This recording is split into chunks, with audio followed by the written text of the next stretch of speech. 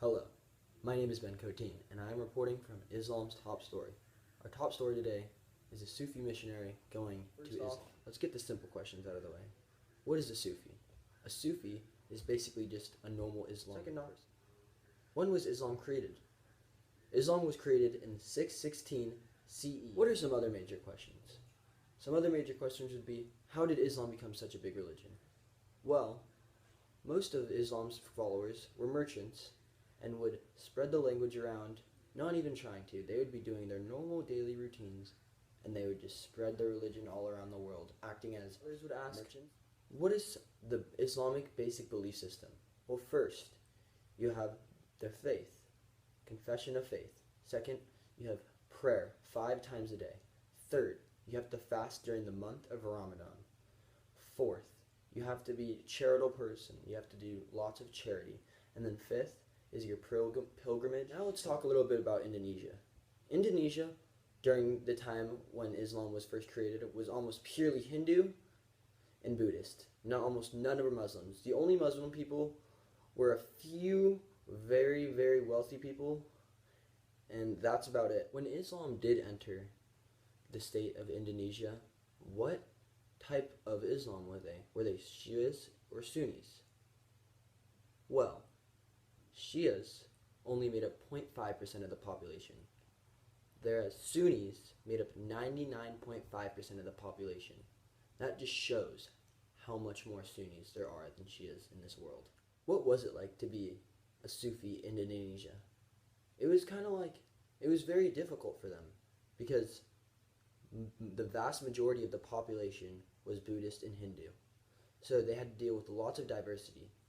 The only real Islamic people there were the merchants, and like I said again, the very wealthy people.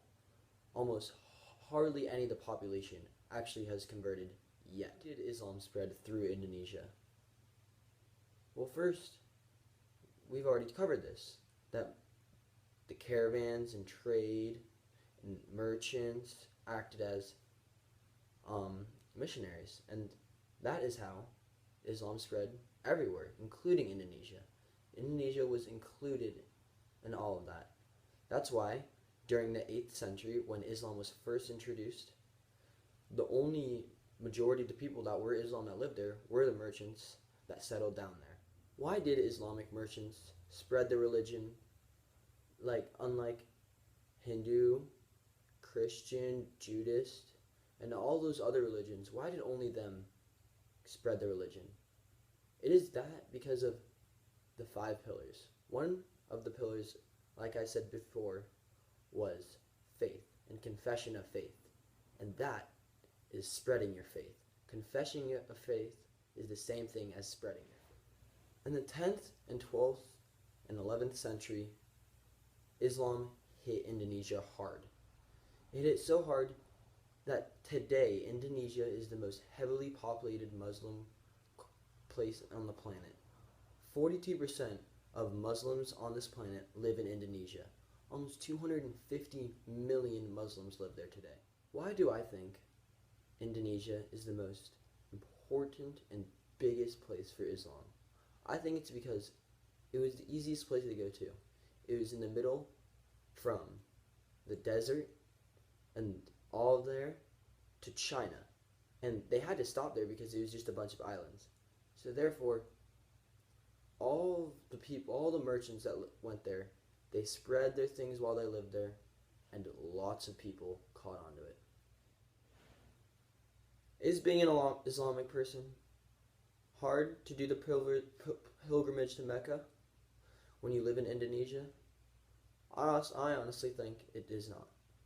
I think that because they like their religion so much that they would be willing to give up just a little bit of their time to make that 2-week trip to go there. In conclusion, do I think being a Sufi missionary in Indonesia was hard, easy, or what? I don't think it was either. I think it was just showed how much willpower you had in a man. It showed your character, it showed your heart, and it showed how hard you were willing to go for your religion. Thank you for watching. This is Ben Koteen. Have a great night.